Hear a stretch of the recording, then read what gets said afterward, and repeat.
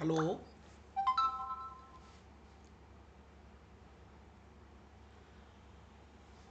Hello.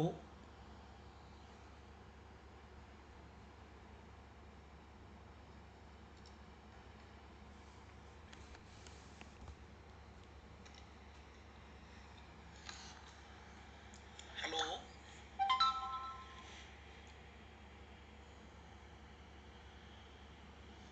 Hello.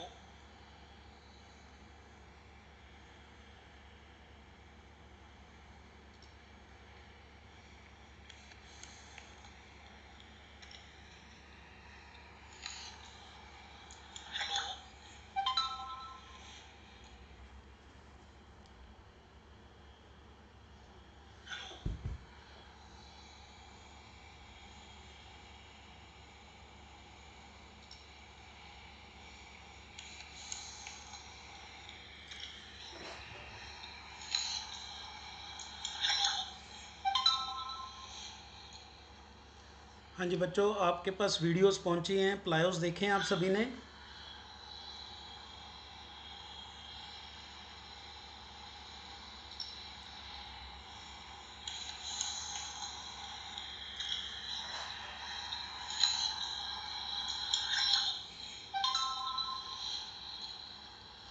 हाँ जी बच्चों, आपके पास वीडियोस पहुंची हैं। प्लायोस देखें आप सभी ने।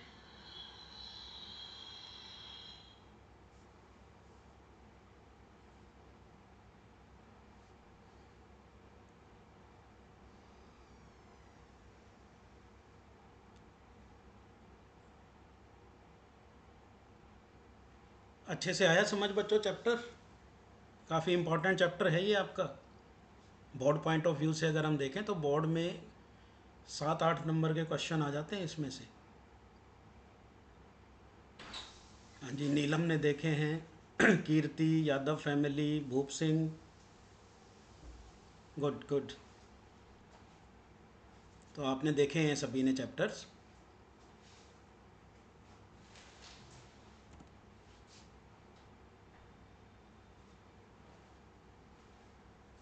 34 स्टूडेंट्स अभी तक जुड़े हैं और बच्चों को आने दीजिए। 5-7 मिनट में हम क्लास स्टार्ट करेंगे।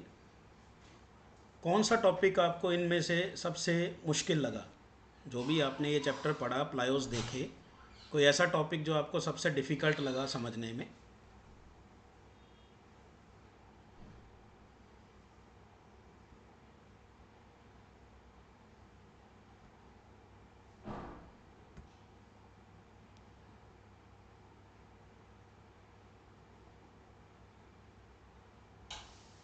तो आज हम चैप्टर का कुछ शॉर्ट में जो है वो रिव्यू लेंगे एक चैप्टर का, और साथ में मेन मैंने फोकस किया जो आपकी प्रॉब्लम्स हैं, जो आपके क्वेश्चंस हैं, जो आप सॉल्व नहीं कर पाए, उसी को ज़्यादा फोकस किया गया है।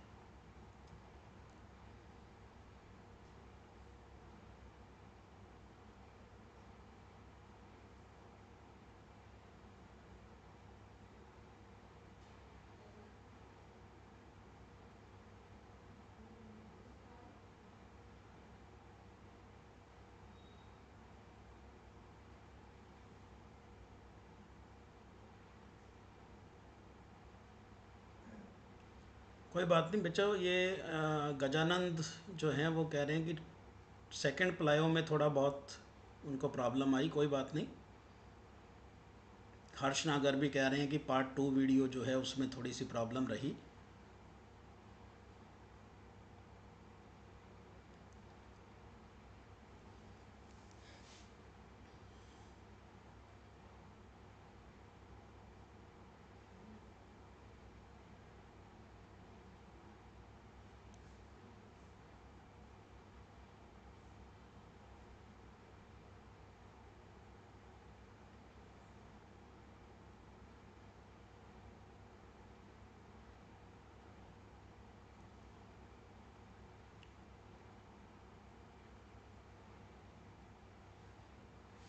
आदि कह रहे हैं पार्ट 3 में थोड़ी प्रॉब्लम है।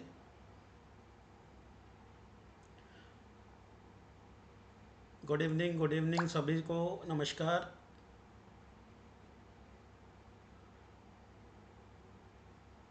चांदनी कह रही हैं कि उसे समझ नहीं आया था। कोई बात नहीं बेटा, जो भी प्रॉब्लम्स हैं अब आप डिस्कस कर सकते हो।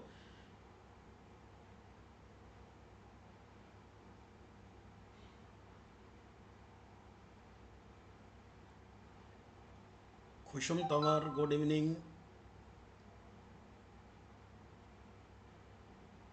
Gautam Rawat good evening. Part 2 कम समझ आया था? खुशी यादव। पार्ट 3 में प्रॉब्लम है कीर्ति राजपूत को। मैं चलो अपनी इंट्रोडक्शन देता हूँ बेटा। मैं Naveen Kumar Singla from Aarohi model senior secondary school Jalalana district Sirsa.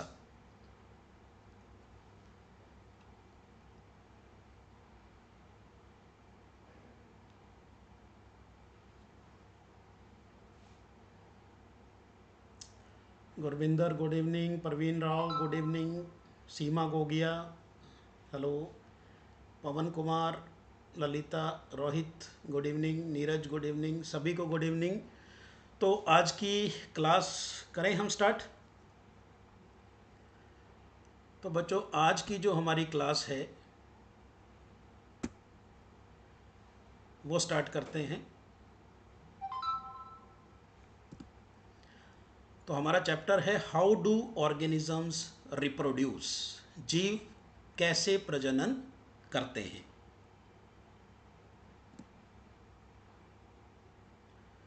तो रिप्रोडक्शन क्या है या प्रजनन क्या है? Reproduction is the process by which organisms produce young ones like themselves। यानी कि अगर हम कहें कि रिप्रोडक्शन या प्रजनन क्या है, तो रिप्रोडक्शन या प्रजनन क्या है कि जिस प्रोसेस से एक ऑर्गेनिज्म अपने ही जैसे यंग वंस को प्रोड्यूस करता है, यानी कि जो जीवित जीव जिस प्रोसेस से अपने ही जैसे नए जीवों को बनाने की अनुमति देता है, उस प्रोसेस को हम क्या बोलते हैं? प्रजनन। बच्चों आपने देखा होगा या सुना होगा लाइक बिगेट्स लाइक, जैसा बोओगे वैसा पाओगे। अगर हमारे पास एक मैंगो सीड है और उस मैंगो सीड की हम बिजाई कर देते हैं, हम उसको सोइंग कर देते हैं सॉइल में, तो उससे कौन सा प्लांट बनेगा? मैंगो प्लांट बनेगा। डॉग्स हैं तो वो क्या प्रोड्यूस करेंगे? पपीज़ प्रोड्यूस करेंगे। कैट्स हैं तो वो किटन्स प्रोड्यूस करेंगे। और ह्यूमन बींग्स जो हैं वो ह्यूमन बींग्स प्रोड्यूस करेंगे। यानी एक ऑर्गेनिज्म अपने ही जैसे दूसरे ऑर्गेनिजम्स को बनाता है या प्रोड्यूस करता है। इस प्रोसेस को हम क्या कहते हैं? इसे हम रिप्रोडक्शन या प्रजनन कहते हैं।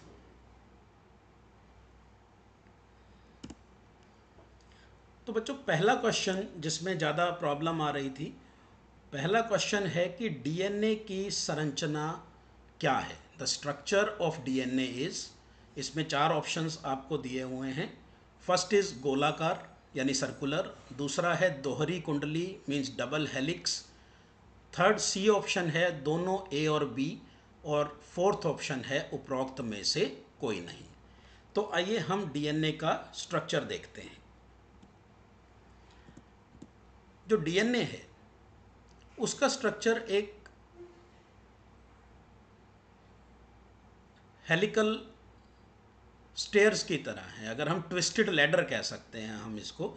जैसे एक सीढ़ी है, उस सीढ़ी को अगर हम ट्विस्ट कर दें, आप ये वाला, आप ये फिगर देख रहे हैं यहाँ पर, ये जो फिगर है ये आपको किसकी तरह दिखाई दे रही है? एक सीढ़ी की तरह दिखाई दे रही है।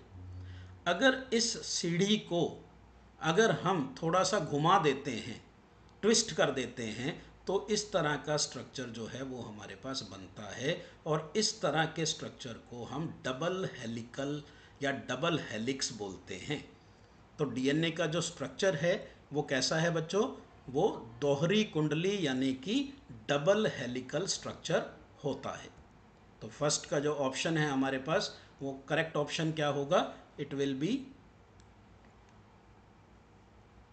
बी, दोहरी कुंडली यानी कि double helix. Very good. Khushum Tanwar B option right answer. Arjun B. I am Indian B. Pawan B answer.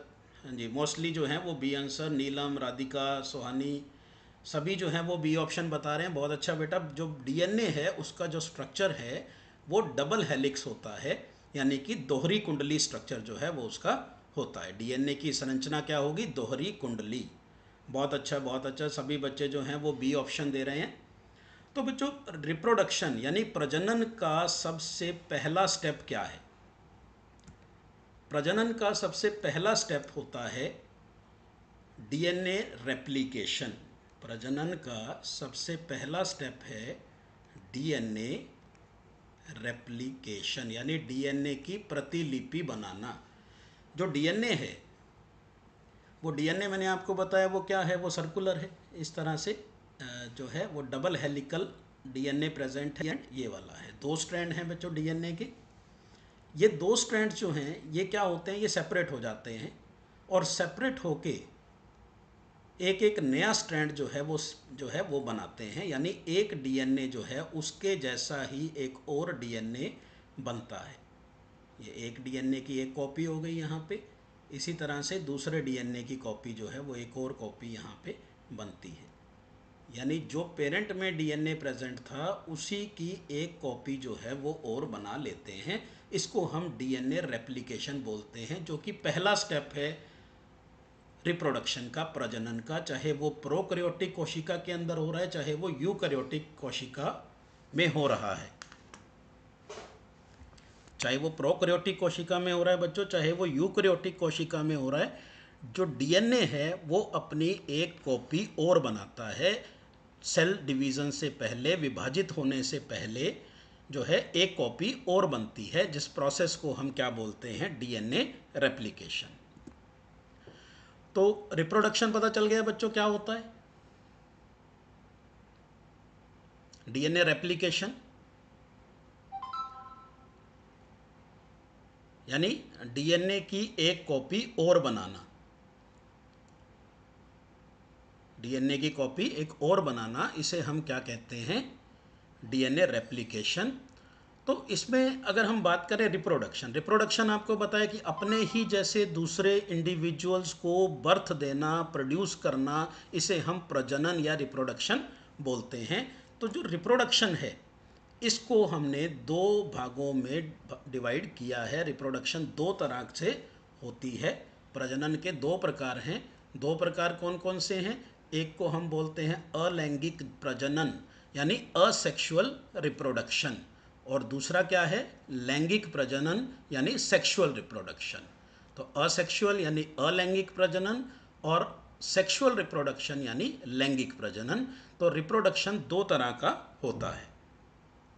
तो दोनों में हम डिफरेंस देखें, अलैंगिक प्रजनन और लैंगिक प्रजनन। अलैंगिक प्रजनन की हम बात करते हैं। अलैंगिक में एक ही पेरेंट होता है, यानी एक ही पेरेंट होगा, जिसे हम यूनिपेरेंटल कहेंगे कि सिंगल पेरेंट इज इन्वॉल्व। लेकिन लैंगिक प्रजनन में दो पेरेंट्स होते हैं, इसलिए इसे हम क्या कहेंगे? By parental. तो इसमें क्या है? लैंगिक में कितने पेरेंट्स हैं बच्चों? दो पेरेंट्स। और अलैंगिक में कितने पेरेंट्स होते हैं? एक ही पेरेंट होता है। तो लैंगिक में दो पेरेंट्स और अलैंगिक में एक ही पेरेंट होता है। इसे हम क्या कहेंगे बच्चों? यूनिपेरेंटल। और इसे हम क्या कहेंगे? By parental. यानी लैंगिक में दो पेरेंट हैं, एक को हम क्या बोलते हैं? मेल, और एक को क्या बोलते हैं? फीमेल। एक मेल होता है और एक फीमेल। जो मेल है ये मेल का साइन होता है बच्चों, सॉरी उल्टा बना दिया। ये जो साइन है ये फीमेल का है, फीमेल का साइन ये मेल का साइन है, और ये फीमेल का साइन है बच्चों। तो मेल और फीमेल दो पेरेंट्स यहाँ पे होते हैं, और यहाँ सिर्फ एक ही पेरेंट होता है। दूसरा अगर हम बात करें तो यहाँ पर जो अलैंगिक प्रजनन है इसमें कोई युग्मक नहीं बनते हैं, इसमें कोई युग्मक नहीं बनते हैं। जबकि यहाँ अगर हम लैंगिक प्रजनन की बात करें तो लैंगिक प्रजनन में युग्मक बनते हैं। यहाँ पे युग्मक यानी कि गैमीट फॉर्मेशन होती है, जबकि यहाँ गैमीट फॉर्मेशन नहीं होती है। यहाँ दो तरह के गैमीट्स बनते हैं। मेल में मेल गैमीट्स बनेंगे जिन्हें हम क्या बोलते हैं, स्पर्म्स बोलते हैं। क्या कहा जाता है इनको, स्पर्म्स। और फीमेल में जो गैमीट्स बनते हैं या युग्मक बनते हैं उनको एग या ओवम बोलते हैं। एग या ओवम, अंडा जिसको बोलते हैं, अंडाणु। और यहाँ पे शुक्राणु जो है ये बोलते हैं स्पर्म्स को। तो शुक्राणु और अंडाणु जो बनते हैं वो क्या हैं, युग्मक हैं, जो कि असेक्सुअल अलैंगिक प्रजनन में नहीं बनते हैं। अलैंगिक प्रजनन में नहीं बनेंगे। कहाँ बनेंगे, लैंगिक प्रजनन में बनेंगे। और लैंगिक प्रजनन में क्या होगा कि ये जो हमारे शुक्राणु और अंडाणु बने हैं इनका निषेचन होता है और ये मिल के एक सिंगल सेल बनाते हैं जिसे हम जाइगोट बोलते हैं। क्या कहा जाता है, जाइगोट। ठीक है, या युग्मनज इसको बोलते हैं, युग्मनज भी बोलते हैं। तो मेन आपको ध्यान रखना है कि अलैंगिक प्रजनन में युग्मक नहीं बनते हैं, निषेचन नहीं होता है, जबकि लैंगिक प्रजनन में युग्मक बनते हैं और निषेचन भी होता है। तीसरा मेन डिफरेंस है कि यहाँ अलैंगिक प्रजनन में जो संतान होगी वो आनुवंशिक रूप से जेनेटिकली अपने पेरेंट के यानी कि माता पिता के बिल्कुल समान होती है। उनमें डिफरेंस जो है वो हमें बहुत कम मिलेगा। बिल्कुल एग्जैक्टली सिमिलर होंगे, थोड़ा बहुत डिफरेंस आ सकता है। वो डिफरेंस किस वजह से आ सकता है, वो आ सकता है या तो एनवायरनमेंट की वजह से, या आ सकता है कि म्यूटेशंस की जीन्स में कोई अचानक कुछ चेंज हो जाए, उस वजह से थोड़ा बहुत डिफरेंस आ सकता है। लेकिन जो संतान होगी वो जेनेटिकली आनुवंशिक रूप से अपने माता पिता के समान होगी। लेकिन अगर हम लैंगिक की बात करें तो यहाँ पे जो आनुवंशिक संरचना है, उनका जो जेनेटिक मेकअप है वो डिफरेंट होगा अपने पेरेंट से, एग्जैक्टली सिमिलर नहीं होंगे, बिल्कुल समान नहीं होंगे।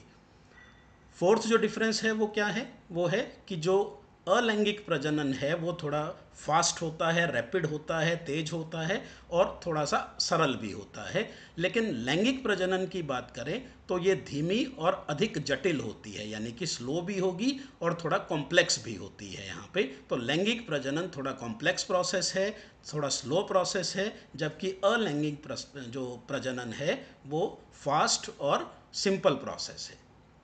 तो बच्चों मैंने आपको बताया कि अलैंगिक में, तो मुझे एक क्वेश्चन का जवाब दो बच्चों कि अलैंगिक में जो संतान होगी क्या वो आनुवंशिक रूप से पेरेंट्स के समान होगी या अलग होगी, या उनमें विभिन्नता पाई जाएगी।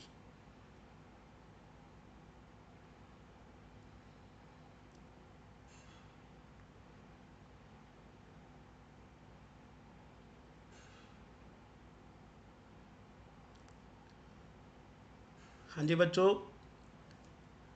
जवाब दें कि क्या जो संतान होगी अलैंगिक प्रजनन में वो आनुवंशिक रूप से माता पिता के समान होगी या अलग होगी।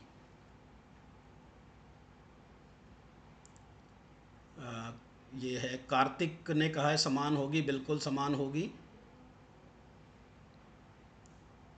रोहित भी कह रहे हैं समान होगी। प्रीति चोपड़ा समान होगी। जीतू, अन्नू रानी, रितिका, देव, हाँ जी सभी कह रहे हैं समान होगी। लेकिन अभी एक बात और मुझे बताएं कि क्या अलैंगिक प्रजनन में विविधता आ सकती है यहाँ पे, क्या यहाँ पे वेरिएशन या विविधता आ सकती है। वेरिएशन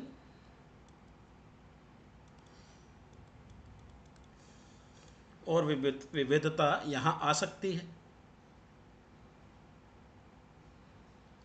सुरेंद्र, हाँ जी सभी बच्चे कह रहे हैं समान होगी, लेकिन क्या यहाँ विविधता आ सकती है, क्या वेरिएशंस आ सकती हैं अलैंगिक में।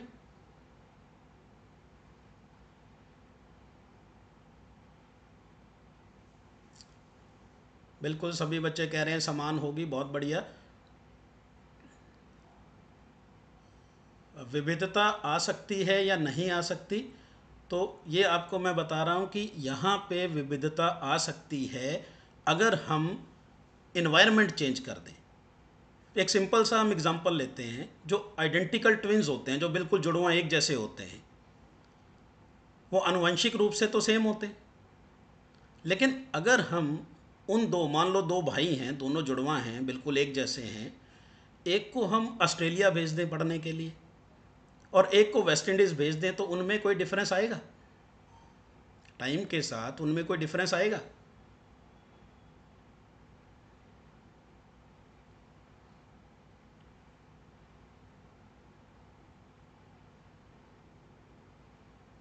हाँ जी, आ सकती है। ये वंशिका, राधिका, मोनू, खुशी, ये सब कह रहे हैं। हाँ जी, बिल्कुल आ सकती हैं। अगर हम एनवायरनमेंट चेंज कर देते हैं तो उनमें विविधता आ सकती है।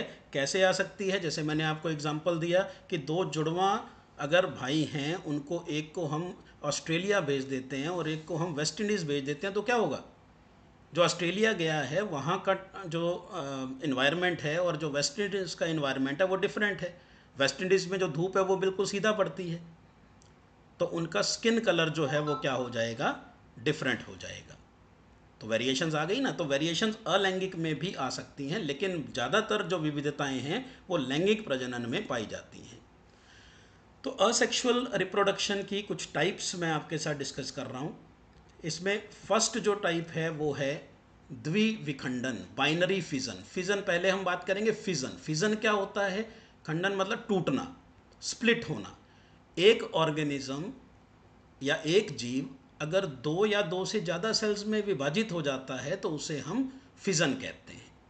अब फिजन दो तरह का है, एक तो द्विखंडन बाइनरी फिजन और एक होता है बहुखंडन यानी कि मल्टीपल फिजन। बाइनरी फिजन में क्या होता है द्विखंडन में? कि एक सेल डिवाइड होके दो डॉटर सेल्स जो है वो बनाती है, यानी एक सेल जो है वो स्प्लिट होकर कितनी सेल्स बना रही हैं? दो सेल्स बना रही हैं। तो इसे हम बाइनरी फिजन या द्विखंडन कहते हैं। जैसा कि अमीबा में आपको दिखाया गया है, ये अमीबा की एक सिंगल सेल है और इसने विभाजित होके कितनी सेल्स दो नई बना दी? दो सेल्स बना दी। और ये दोनों सेल्स, बच्चों ये बताओ कि ये दोनों सेल्स जो हैं वो एक दूसरे से समान होंगी या नहीं होंगी? जो दोनों सेल्स बनी हैं,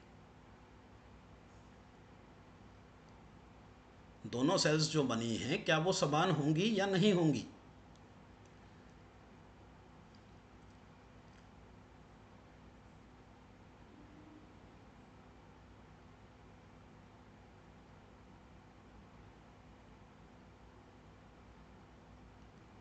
हाँ जी, ये बिल्कुल समान होंगी, क्योंकि ये किसकी टाइप हैं? असेक्सुअल रिप्रोडक्शन की टाइप्स हैं। और असेक्सुअल में हमने अभी पढ़ा कि जो भी डॉटर सेल्स बनेंगी, जो भी कोशिकाएं बनेंगी, वो आपस में भी एक समान होंगी और जिससे बनी हैं उसके भी समान होंगी। एक तरह से जैसे हम फोटोस्टेट करा लेते हैं ना, फोटोकॉपी, बिल्कुल उसकी कार्बन कॉपी होगी।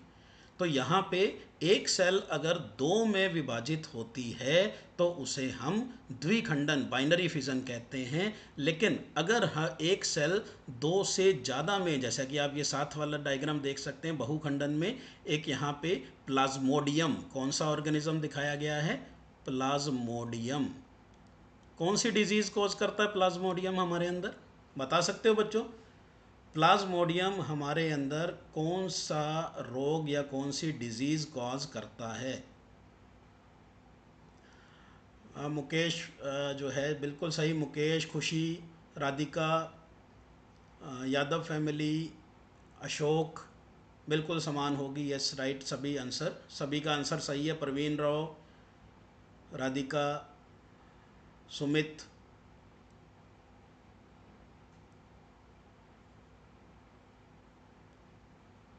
जूली तंवर। हाँ बच्चों, आप लिख रहे हो समझ नहीं आ रहा। बेटा क्या समझ नहीं आया? एक बार ज़रा रिपीट कर देता हूँ मैं। बहुत बढ़िया। We are fire, malaria, malaria, Pappal Ram, Rakhi. हाँ जी, प्लाज्मोडियम हमारे अंदर मलेरिया कॉज करता है। और प्लाज्मोडियम में क्या है, देखो ये जो सेल है इसमें एक केंद्रक यानी न्यूक्लियस दिखाया गया है। सबसे पहले न्यूक्लियस कई छोटे छोटे न्यूक्लियस में टूट जाता है और हर न्यूक्लियस फिर किस में चेंज हो जाता है? एक नई कोशिका में चेंज हो जाता है। और कई सेल्स जो हैं वो यहाँ पे बन रही हैं, यानी कि एक कोशिका जो है वो कई कोशिकाओं में अगर विभाजित होती है तो उसे क्या कहते हैं? बहुखंडन या मल्टीपल फिजन कहते हैं। हाँ बच्चों, सलोनी, जूली, वंशिका, खुशी, राधिका, मलेरिया बिल्कुल सही आंसर है। मलेरिया जो है मुस्कान, कादियान, जर्नैल चोपड़ा, बिल्कुल बच्चों बिल्कुल, यहाँ जो है ये मलेरिया आंसर होगा।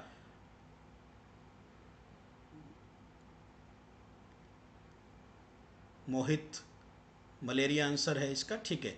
तो ये बहुखंडन है, इसे हम मल्टीपल फिजन बोलते हैं। तीसरी जो टाइप है वो है पुनर्जनन। पुनर्जनन यानी रीजनरेशन। इसमें प्लेनेरिया का एग्जाम्पल दिया गया है। प्लेनेरिया एक फ्लैट वॉर्म है, ठीक है। और इस प्लेनेरिया जो है, अगर इसके हम किसी वजह से 3 हिस्से हो जाते हैं तो आप देख सकते हो कि हर हिस्सा जो है वो ग्रो करके 3 नए प्लेनेरिया जो है वो बना देगा। इसे हम क्या बोलते हैं? रीजनरेशन। यानी रीजनरेशन का मतलब क्या है बच्चों? रीजनरेशन का मतलब है कि कट पार्ट से या तो पूरा ऑर्गेनिज्म को ही डेवलप करना, और या फिर जो है कोई लोस्ट ऑर्गन को डेवलप करना। कोई जैसे अगर आप छिपकली का एग्जांपल आपने प्लायो में देखा होगा, छिपकली का एक एग्जांपल दिया गया था। जो लिजर्ड है उसकी अगर पूंछ कट जाती है तो छिपकली उस पूंछ को दोबारा जो है वो डेवलप कर लेती है। तो इसे हम क्या बोलते हैं? पुनर्जनन या रीजनरेशन। इसी तरह से अगर स्टारफिश का अगर आपने एग्जांपल देखा है तो स्टारफिश में क्या होता है? स्टारफिश की अगर एक आर्म जो है वो कट जाती है तो उस आर्म को स्टारफिश दोबारा रीजनरेट कर सकती है। उसको दोबारा, मान लो ये आर्म कट जाती है तो ये आर्म दोबारा बन सकती है। इसे हम रीजनरेशन या पुनर्जनन कहते हैं। फोर्थ टाइप जो है वो है खंडन। खंडन यानी फ्रेगमेंटेशन। इसमें एग्जांपल हमने लिया है स्पाइरोगायरा। एक एल्गी है स्पाइरोगायरा, ग्रीन एल्गी है। इस स्पाइरोगायरा जो है रिबन शेप की ये एल्गी होती है। स्पाइरोगायरा किस शेप की होती है? रिबन शेप की एक एल्गी होती है।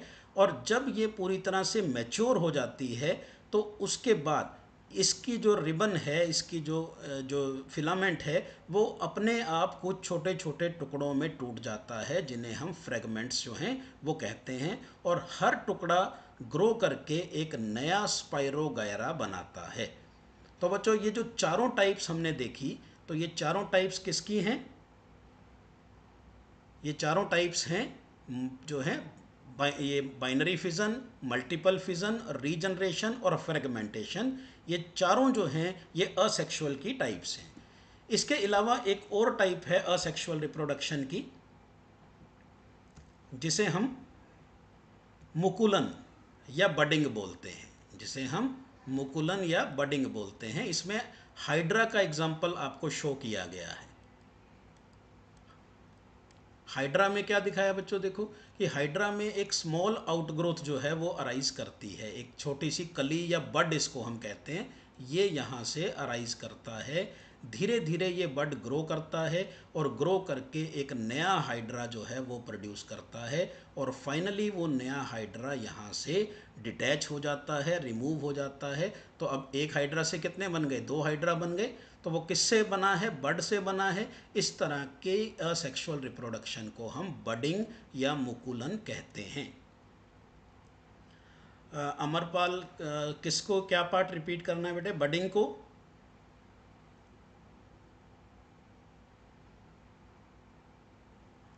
मेल फीमेल वाला बेटा अभी आगे समझा दूंगा। अभी मेल और फीमेल वाला अभी आगे बताता हूँ। जूली तंवर,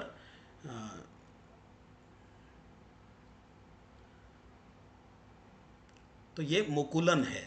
और नेक्स्ट जो पार्ट है हमारा वो है बीजाणुनन, बीजाणु जनन यानी स्पोर्युलेशन। स्पोर्युलेशन जो है इसमें क्या है कि कुछ एल्गी और कुछ फंगस जो हैं ये क्या प्रोड्यूस करते हैं? एल्गी और फंगस कुछ स्पोर्स प्रोड्यूस करते हैं। स्पोर्स बच्चों एक तरह से जैसे प्लांट्स में बीज होता है ना, कि बीज जो है वो जर्मिनेट करके एक नया प्लांट बना देता है, उसी तरह से एल्गी में और फंगस में क्या होता है? स्पोर्स प्रोड्यूस होते हैं। और ये स्पोर्स जो हैं ये जर्मिनेट करते हैं और जर्मिनेट करके न्यू फंगस या न्यू एल्गी प्रोड्यूस करते हैं।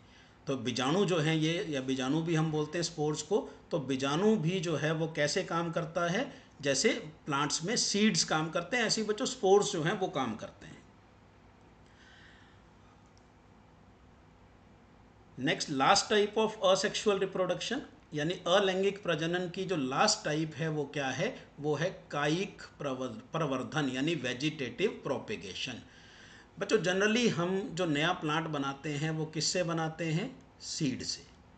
लेकिन अगर हम कोई प्लांट ग्रो कर रहे हैं अदर देन सीड, किसी पार्ट को यूज़ करके, चाहे हम स्टेम तने को यूज़ करके बना रहे हैं, चाहे हम लीफ को यूज़ करके यानी पत्ती को यूज़ करके बना रहे हैं, या फिर हम रूट को यूज़ करके बना रहे हैं, तो इस तरह की जो रिप्रोडक्शन है इसे हम वेजिटेटिव प्रोपेगेशन कहते हैं। ठीक है। तो वेजिटेटिव प्रोपेगेशन में रोज़ का एग्जांपल तो आप कॉमनली आपने सुना होगा कि अगर हमने गुलाब का पौधा लगाना है तो हम क्या करते हैं, एक कलम जो है वो गुलाब की लेते हैं और उस कलम को जो है 20 से 30 सेंटीमीटर की एक कलम लेके, और उस कलम का जो है जो नीचे वाला हिस्सा है उसे हम सॉइल में लगा देते हैं और कुछ दिनों बाद उसमें रूट्स और फ्लावर्स वगैरह आना शुरू हो जाते हैं। इसी तरह से आप देख सकते हो ये पोटैटो है, पोटैटो एक तरह का स्टेम होता है, और इस स्टेम में जो है यहाँ पे आप ये खड्डे देख रहे हो, इन खड्डों को क्या बोलते हैं, इनको आइज़ बोलते हैं। और अगर हम इतना टुकड़ा काट के, एक आई उसमें कम से कम होनी चाहिए, और इसको हम सॉइल में रखते हैं तो यहाँ पे ये जर्मिनेट, यहाँ क्या प्रेजेंट होते हैं, बड प्रेजेंट होते हैं यानी कली प्रेजेंट होती है, और वो जर्मिनेट करके एक नया प्लांट जो है वो प्रोड्यूस करते हैं यहाँ पे। इसी तरह से ये लीफ है, ब्रायोफिल्म की लीफ दिखाई गई है यहाँ। ब्रायोफिल्म की लीफ में यहाँ पर अगर आप देखो तो ये बड्स प्रेजेंट होते हैं, कली प्रेजेंट होती है, और ये जर्मिनेट करके नया प्लांट जो है वो प्रोड्यूस करती हैं। तो ये जितनी भी टाइप्स हमने देखी वो सभी टाइप्स बच्चों असेक्सुअल रिप्रोडक्शन थी। तो अब इसके बेस पे हम कुछ क्वेश्चंस डिस्कस करेंगे। तो पहला क्वेश्चन है बच्चों, ध्यान से सुनना, सभी आंसर देंगे इसका। बाइनरी विखंडन के परिणाम स्वरूप, बाइनरी विखंडन जब होता है तो आनुवंशिक रूप से समान बेटी कोशिकाएं प्रोड्यूस होती हैं, यानी कि binary fission results in genetically identical daughter cells. जो सेल्स हैं वो क्या होंगी, जेनेटिकली आइडेंटिकल होंगी। आपको ये बताना है कि क्या ये पॉइंट सही है या नहीं है। जो ए है असर्शन या अभिकथन जो है, क्या ये सही है या नहीं है। बाइनरी फिजन जो है वो क्या है, बाइनरी फिजन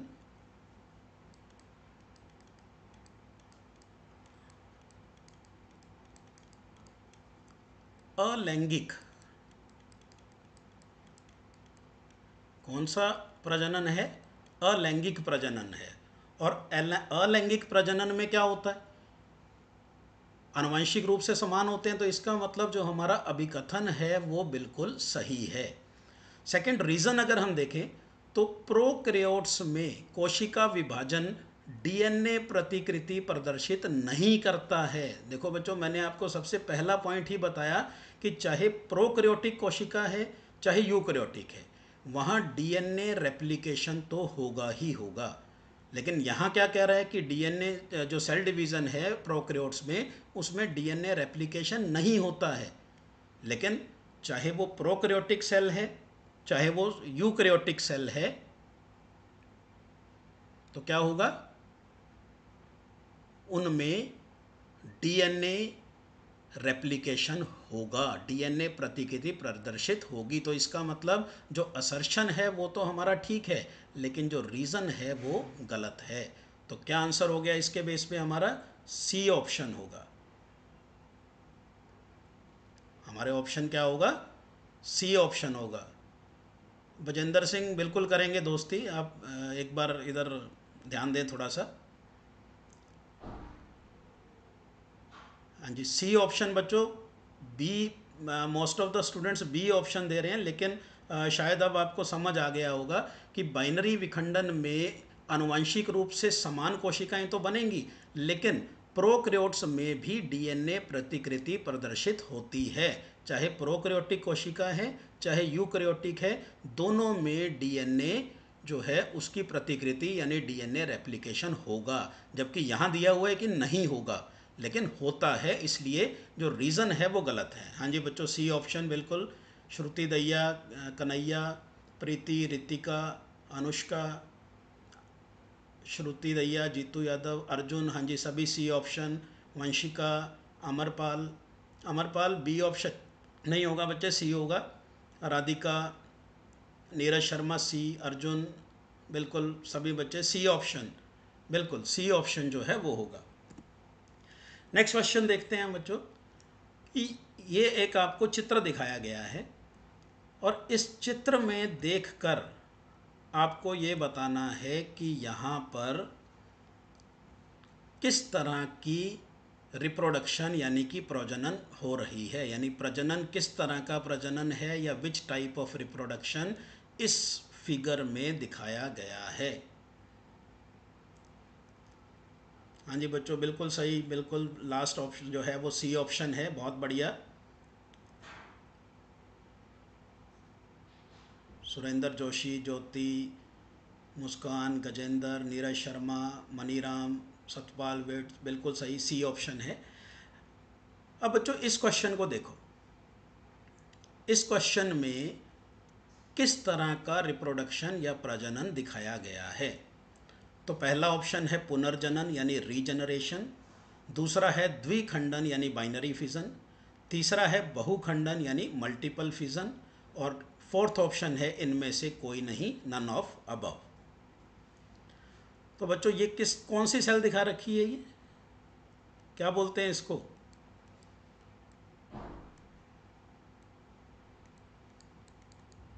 पैरामीशियम। कौन सी सेल है बच्चों? ये पैरामीशियम। और आप देख रहे हो कि पैरामीशियम एक सेल विभाजित होकर कितनी सेल्स बना रही है? दो। कितनी सेल्स बन रही हैं यहाँ पे? दो सेल्स बन रही हैं। पैरामीशियम में कितनी सेल्स बन रही हैं? दो। तो दो बनती हैं, जब एक सेल से दो होंगी तो हमने कहा था क्या बोलते हैं उसको? बाइनरी फिजन, द्विखंडन इसको कहा जाता है, बाइनरी फिजन। तो इसका करेक्ट आंसर क्या होगा? बाइनरी फिजन, जिसमें एक सेल, मदर सेल बोल देते हैं इसको, जो डिवाइड हो रही है, विभाजित हो रही है, और जो बन रही हैं उनको बोलते हैं डॉटर सेल्स, बेटी कोशिकाएं। तो एक से दो बेटी कोशिकाएं बन रही हैं तो इसे हम क्या कहेंगे? Binary fission.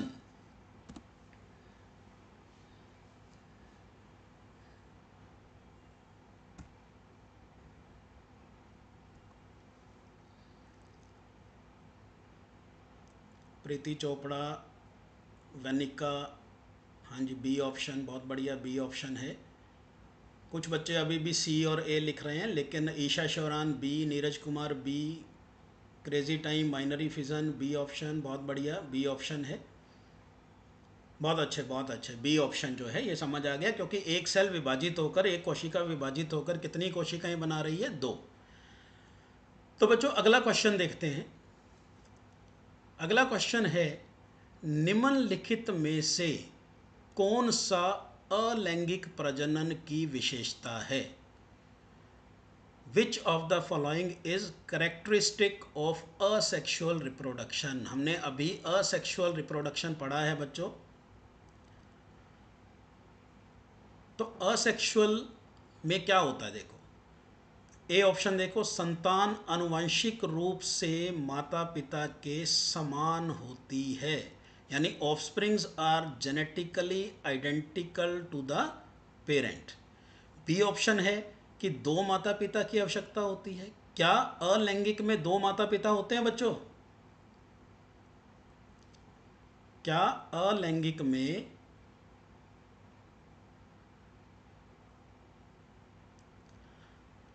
जो जो अलैंगिक यानी असेक्सुअल रिप्रोडक्शन जो है, मैं कोशिश कर रहा हूँ बच्चों बाइलिंगुअल, हिंदी इंग्लिश दोनों मिक्स कर रहा हूँ। जो है कुछ बच्चे लिख रहे हैं कि इंग्लिश में समझाएं। तो प्रजनन के लिए यानी रिप्रोडक्शन के लिए टू पेरेंट्स रिक्वायर्ड होते हैं क्या? अभी हमने पढ़ा था कि अलैंगिक में एक ही पेरेंट रिक्वायर्ड है, दो नहीं होते। इसका मतलब ये आंसर नहीं होगा। अलैंगिक में युग्मक नहीं बनते हैं और युग्मकों का संलयन भी नहीं होता है, तो इसका मतलब सी ऑप्शन भी नहीं होगा। और अलैंगिक में अब हमारे पास दो ऑप्शन बचे, ए और डी। आनुवंशिक भिन्नता के साथ संतान पैदा करता है, यानी कि जो ऑफस्प्रिंग्स हैं वो जेनेटिक वेरिएशन शो करते हैं, जबकि हमने कहा था क्या होता है कि जो असेक्सुअल रिप्रोडक्शन होती है, अलैंगिक प्रजनन होता है, उसमें जेनेटिकली सिमिलर यानी आनुवंशिक रूप से सिमिलर ऑर्गेनिजम्स प्रोड्यूस होते हैं, यानी संतान माता पिता के समान होती है। तो हमारा आंसर क्या होगा? ए होगा, और बाकी ऑप्शंस जो हैं वो गलत हैं। ठीक है, तो आंसर क्या होगा? ए होगा। बिल्कुल ए ऑप्शन है। सुभाष शर्मा, जीतू यादव, पूजा वर्मा, राखी राजपूत, राधिका, ए ऑप्शन जो है वो होगा। बिल्कुल। नेक्स्ट क्वेश्चन देखें।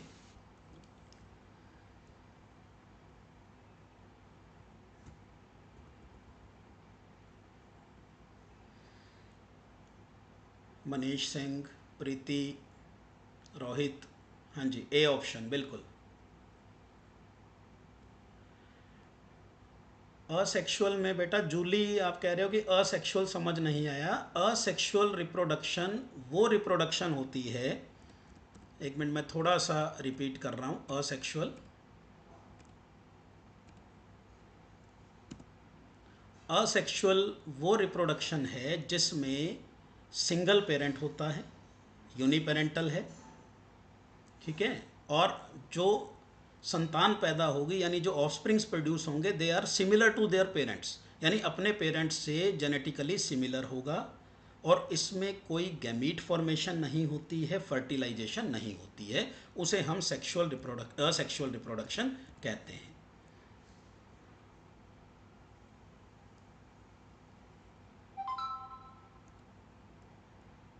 तो ऑप्शन जो है वो हमारा ए ऑप्शन होगा। चलो हम नेक्स्ट क्वेश्चन पे आते हैं बच्चों।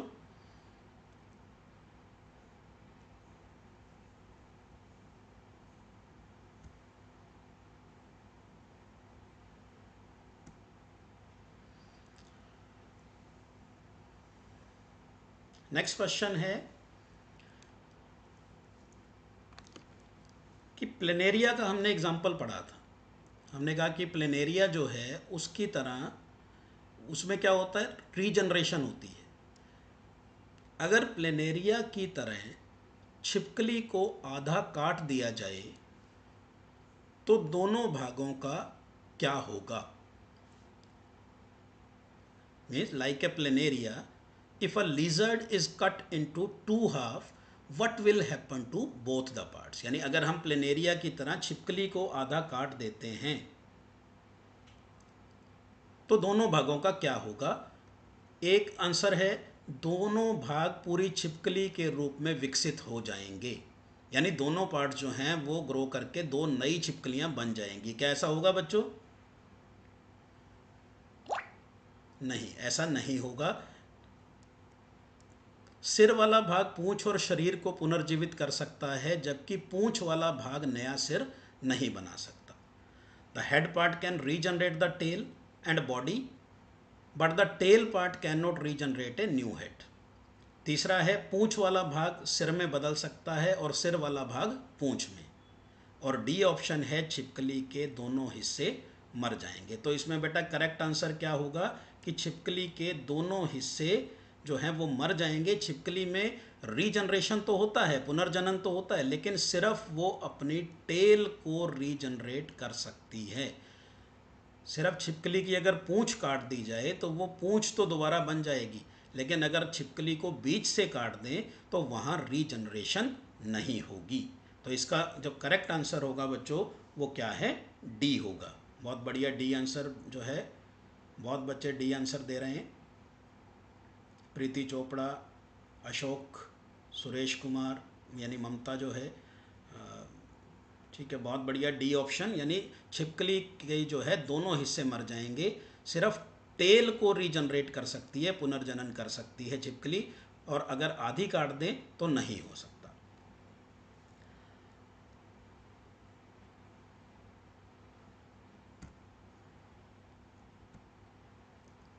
तो बच्चों नेक्स्ट जो क्वेश्चन है हमारे पास कि एक किसान ने एक कम पाया जाने वाला आम खरीदा जो अपने अनोखे स्वाद के लिए जाना जाता है, और वो चाहता है कि ऐसे ही आम को उगाए जिसका स्वाद बिल्कुल वैसा ही हो जैसा उसने खरीदा था।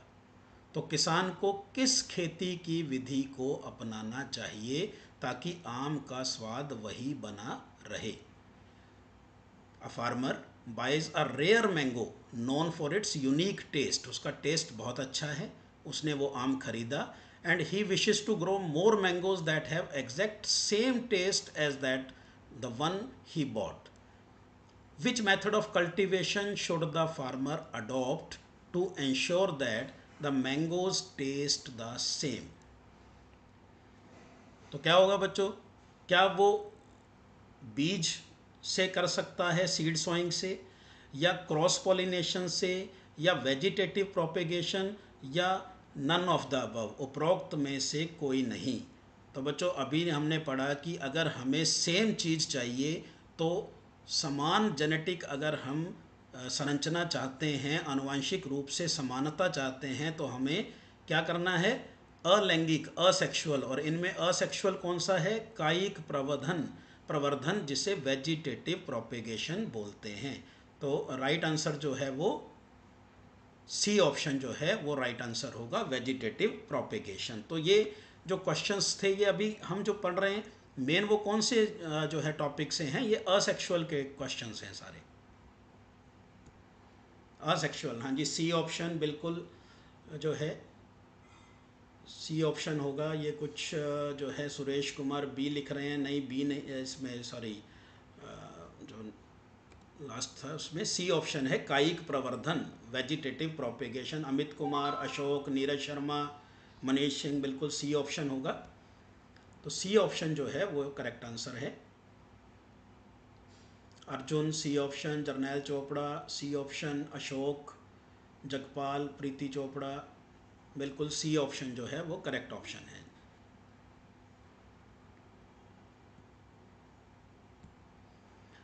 हाँ जी, नेक्स्ट क्वेश्चन है मुकुलन।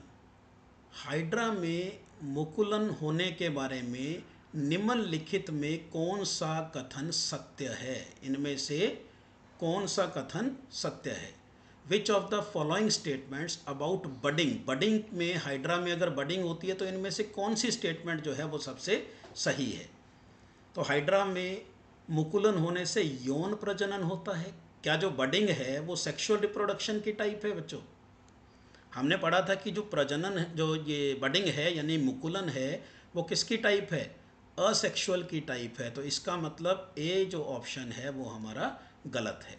हाइड्रा में मुकुलन जो है वो यौन प्रजनन नहीं होता, लैंगिक नहीं होता, अलैंगिक होता है, सेक्सुअल नहीं होता, असेक्सुअल होता है। बी ऑप्शन, कली आनुवंशिक रूप से जन्म देने वाले मूल हाइड्रा के समान है। The bud is genetically identical to the parent hydra. तो बच्चों असेक्सुअल है, तो असेक्सुअल में हमने क्या पढ़ा कि जेनेटिकली आइडेंटिकल होते हैं, मूल रूप से समान होते हैं। तो इसका मतलब बी जो है वो हमारा करेक्ट ऑप्शन है। मुकुलन में क्या दो हाइड्रा की ज़रूरत होती है? मुकुलन एसेक्सुअल रिप्रोडक्शन है, अलैंगिक है, और असेक्सुअल में हमने सिंगल पेरेंट ही होता है, उसमें एक है। लेकिन यहाँ क्या कह रहे हैं कि धीमा है, स्लो है, तो इसका मतलब डी ऑप्शन भी हमारा गलत है। तो इनमें चारों में सही ऑप्शन कौन सा होगा बच्चों? बी ऑप्शन जो है वो करेक्ट है, बिल्कुल बी ऑप्शन करेक्ट ऑप्शन है।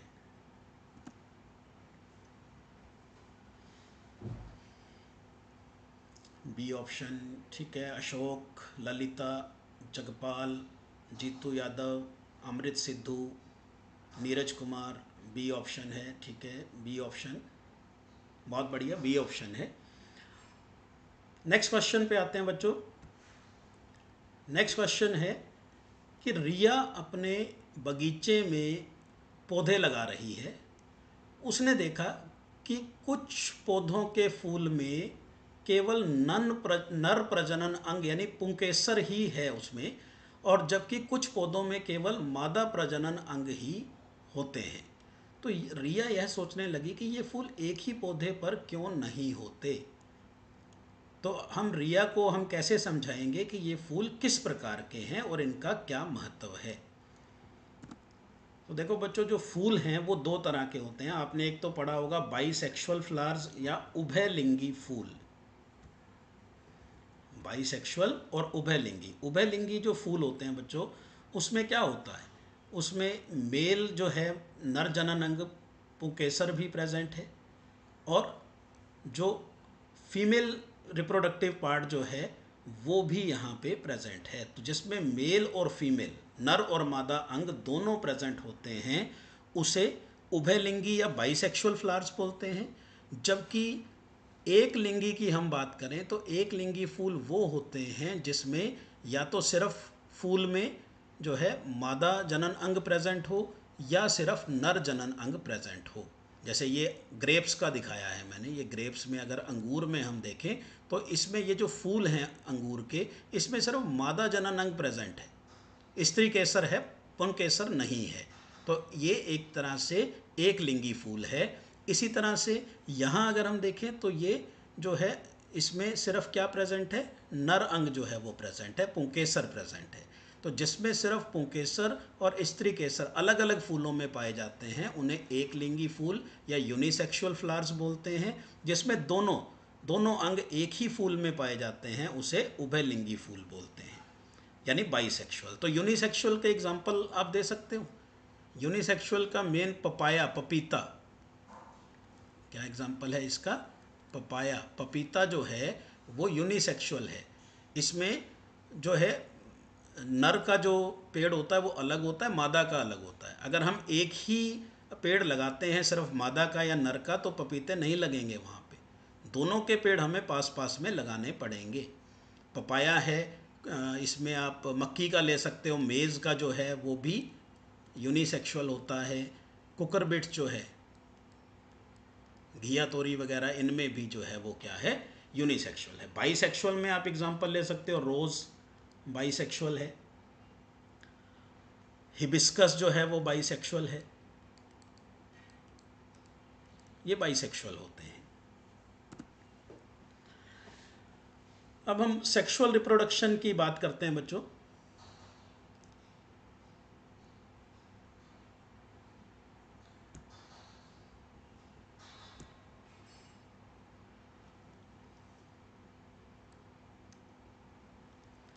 सेक्सुअल रिप्रोडक्शन में नेक्स्ट क्वेश्चन है, identify the part which is responsible for secretion of testosterone. उस भाग की पहचान करें जो टेस्टोस्टेरोन के स्राव के लिए जिम्मेदार है।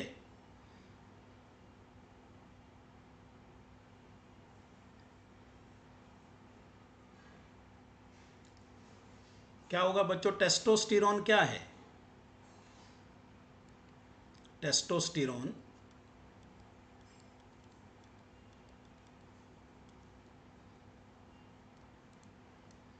टेस्टोस्टेरोन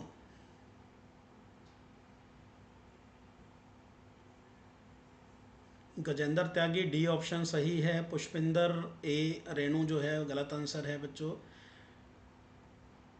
टेस्टोस्टेरोन बताता हूँ बच्चों। टेस्टोस्टेरोन ये मेल सेक्स हार्मोन है, मेल सेक्स हार्मोन।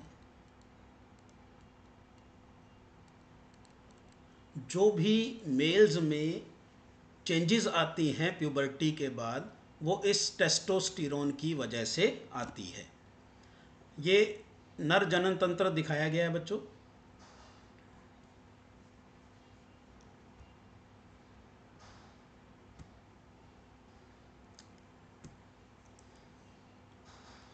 नर जनन तंत्र में ये देखो, ये क्या है, वृषण,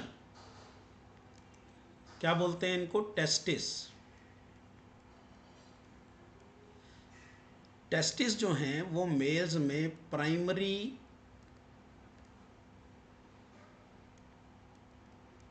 रिप्रोडक्टिव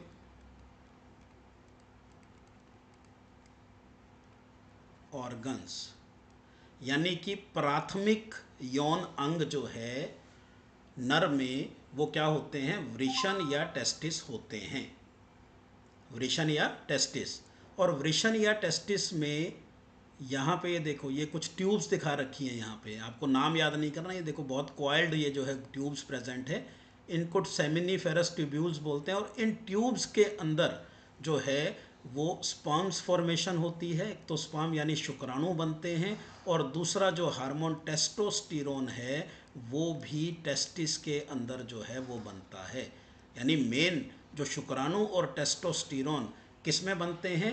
वृषण में, यानी कि टेस्टिस में बनते हैं। तो बच्चों क्या आंसर होगा?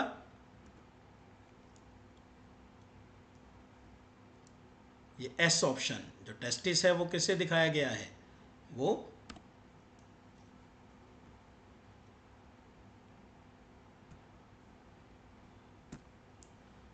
तो बच्चों जैसे हमने देखा कि मेन ये जो है ये टेस्टिस हैं। टेस्टिस के अंदर यानी वृषण के अंदर शुक्राणु भी बनते हैं और टेस्टोस्टेरोन हार्मोन भी यहीं प्रोड्यूस होता है।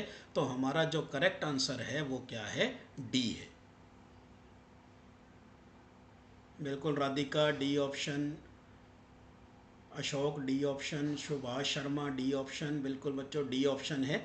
तो इसका जो आंसर है वो डी ऑप्शन हमारा रहेगा। नेक्स्ट क्वेश्चन देखो बच्चों,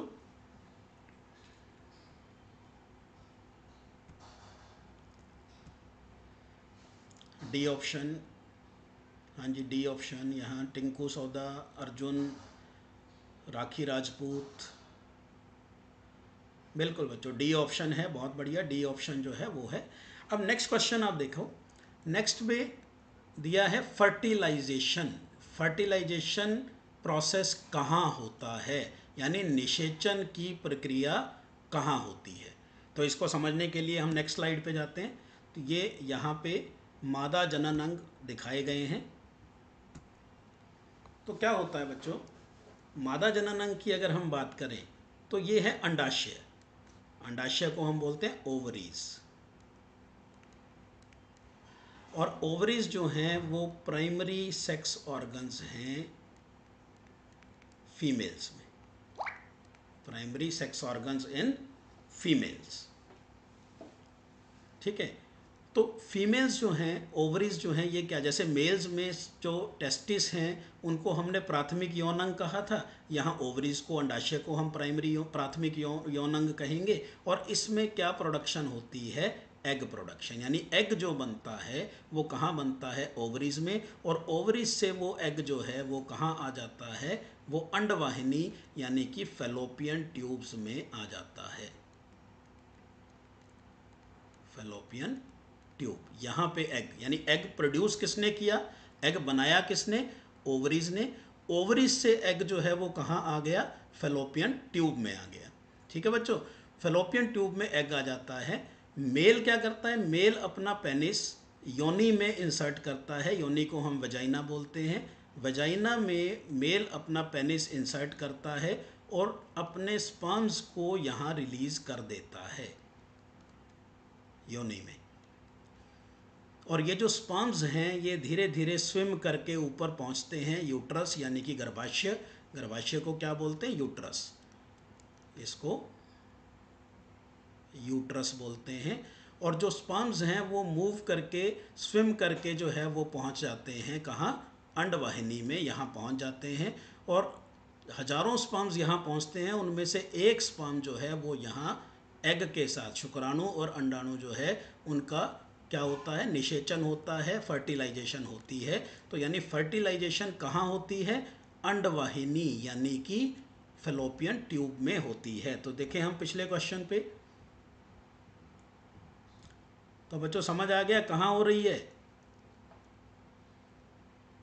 कहाँ हो रही है फर्टिलाइजेशन? कहाँ होगी? क्यू में नहीं होगी, आर में नहीं होगी, पी में नहीं होगी, अंडवाहिनी यानी कि फैलोपियन ट्यूब में, एस में। तो इसका भी करेक्ट ऑप्शन क्या है? डी है। जो फर्टिलाइजेशन का प्रोसेस होता है, निषेचन की जो प्रक्रिया होती है वो कहाँ होती है? अंडवाहिनी या फैलोपियन ट्यूब में होती है।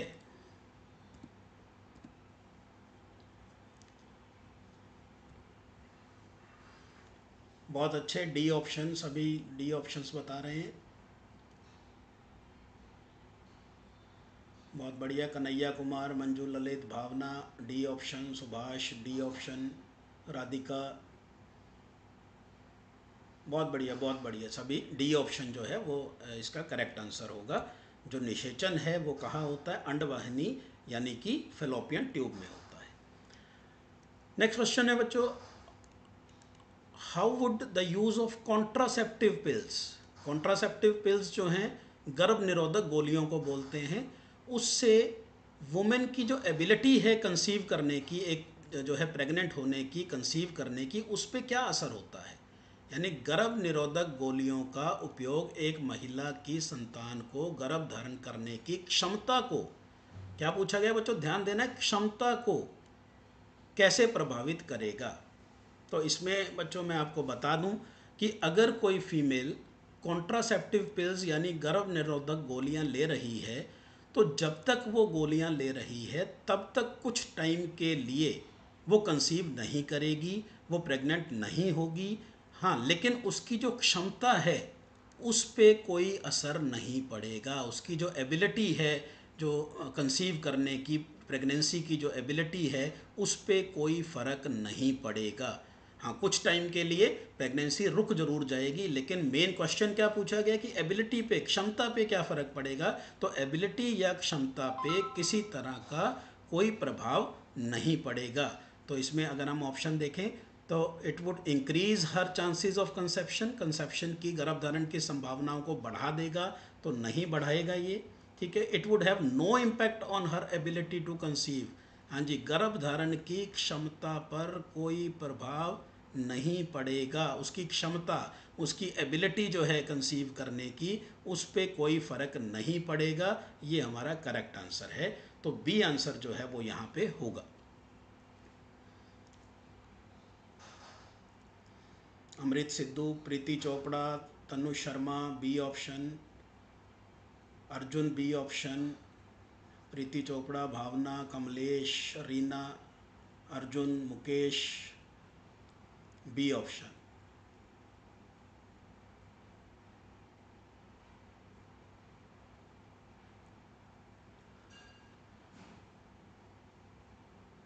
ठीक है बच्चों, बिल्कुल बी ऑप्शन।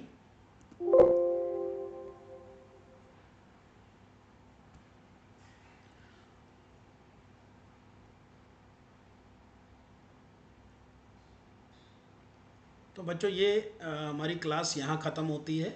फिर भी अगर किसी बच्चे को कोई डाउट रहता है इसके बाद, तो वो कमेंट बॉक्स में मुझे बाद में भी कमेंट कर सकता है, मैं टाइम मिलने पे उसका रिप्लाई कर दूँगा।